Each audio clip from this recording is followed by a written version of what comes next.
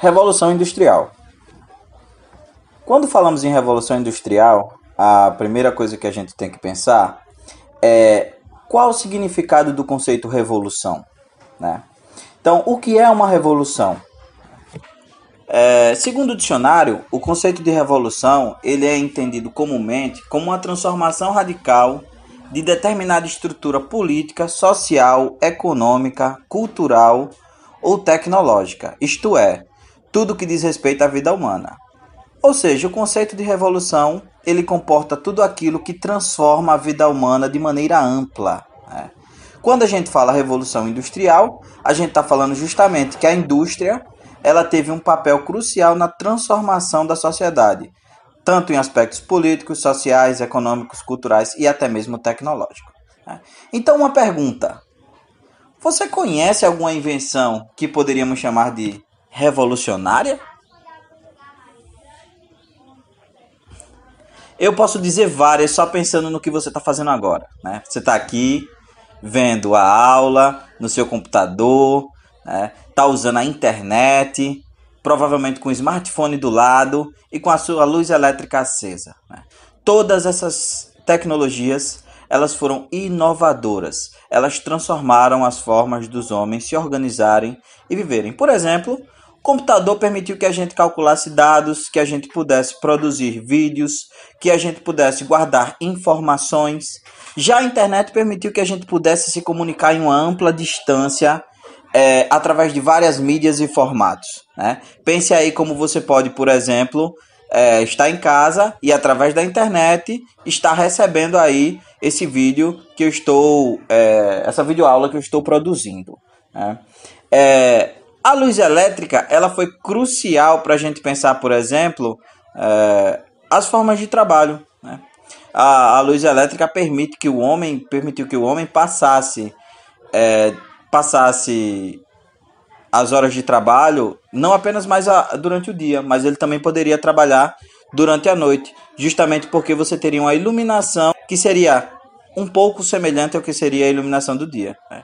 Isso aumentou empregos, fez com que empresas funcionassem até tarde, mudou a vida de fato dos homens que durante o século XIX, antes da existência das lâmpadas elétricas, né, eles acabavam tendo que parar os seus trabalhos assim que anoitecia, né? Então, professor, o que foi então a Revolução Industrial, né?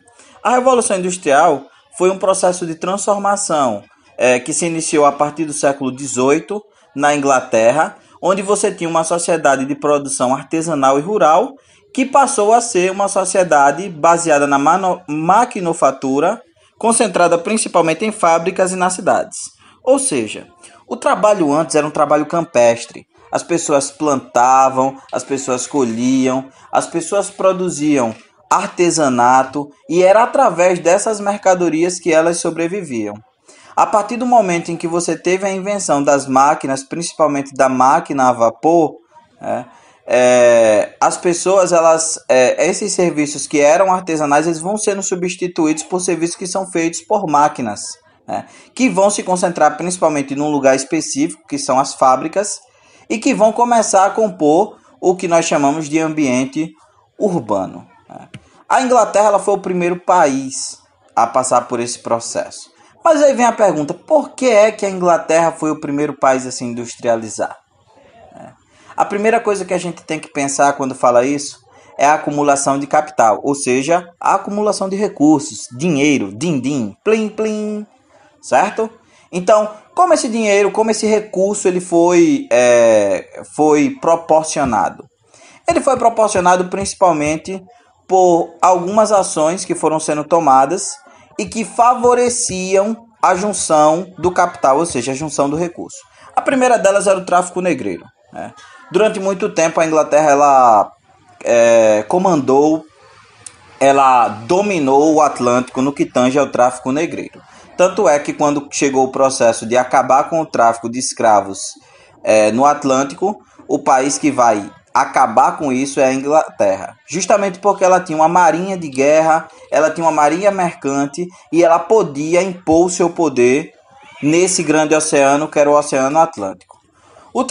O segundo elemento que foi utilizado foi a exploração colonial, né? A Inglaterra possuía uma série de colônias e é através dessas colônias que elas conseguem recursos como metais preciosos ou conseguem, por exemplo, a produção de mercadorias que podiam ser vendidas e trocadas, né? O terceiro aspecto que vai favorecer a essa acumulação de capital é a pirataria, né? A Inglaterra é o primeiro país que vai também começar a fazer o que eles chamam de pirataria de curso, né? O que era isso? Você concede ao pirata uma licença para que ele ataque todos os navios que não sejam ingleses e que roubem os seus produtos. Em troca, ele ficaria com uma parte da pilhagem e o resto dessa pilhagem seria entregue à coroa real, permitindo que a coroa pudesse guardar esses recursos, né? Para além disso, a Inglaterra também conseguiu a conquista de mercados consumidores. O que é isso, professor? Os mercados consumidores é justamente o seguinte: a Inglaterra ela conseguia outros países em que ela podia levar os seus produtos e vender os seus produtos lá. Um exemplo, por exemplo, da conquista de mercados consumidores é quando em 1808 a família real portuguesa vem para o Brasil, né, que era a sua colônia, a colônia de Portugal, e ela vai assinar um tratado junto aos ingleses, justamente para que os produtos ingleses fossem comercializados no Brasil, fossem comercializados na colônia. Isso é uma forma de conquista de mercado consumidor. E, internamente, a Inglaterra, ela construiu uma série de leis, principalmente por ter um parlamento que participava, dividia o poder com o rei, né? A construção de uma série de direitos burgueses, né? Esses direitos defendiam propriedade privada, esses direitos defendiam, por exemplo, o fim da vadiagem, ou seja, mendicância não era permitido. O rei Henrique VIII, por exemplo, conseguiu uma série de medidas que podiam acabar com a mendicância e que obrigava as pessoas a trabalharem. Isso foi crucial porque fez com que as pessoas que mendigavam procurassem trabalhos que foram principalmente disponibilizados pelas fábricas. Então, esse processo não foi um processo fácil, ele teve impactos, ou seja, as pessoas sofreram, as pessoas elas sentiram essa transformação de uma sociedade que sai do campo e passa a ir para as cidades, né? Então, que impactos foram esses? O primeiro impacto que podemos falar é chamado de cercamento das terras comuns ou enclosures, né? Muitas pessoas que viviam na Inglaterra, elas cultivavam no campo em terras comuns, terras que não pertenciam a ninguém, mas que eram usadas para a agricultura. O rei ele vai baixar um decreto que vai fazer com que essas terras que eram de ampla agricultura para as pessoas, elas sejam cercadas, por isso o nome cercamento. Então, elas passam de terras públicas para terras privadas. E não são terras em que se vai praticar agricultura. Nessas terras, a Inglaterra vai produzir, vai cultivar ovelhas, porque o principal produto que eles produzem são tecidos. E os tecidos são feitos principalmente da lã dessas ovelhas. Então as pessoas que trabalhavam no campo, elas perdem suas terras. E elas têm que procurar emprego em outros lugares, procurar trabalho em outros lugares. E aí justamente eles vão para as cidades, onde eles vão formar uma massa de pessoas que precisam de trabalho e onde vai haver uma indústria que está disponível a abrigar essas pessoas. A outra coisa é a substituição do trabalho artesanal pelo trabalho fabril. Qual a grande diferença desse trabalho artesanal? O trabalho artesanal permite que uma única pessoa ela detenha o conhecimento de produzir um produto inteiro, de produzir o produto do começo até o final.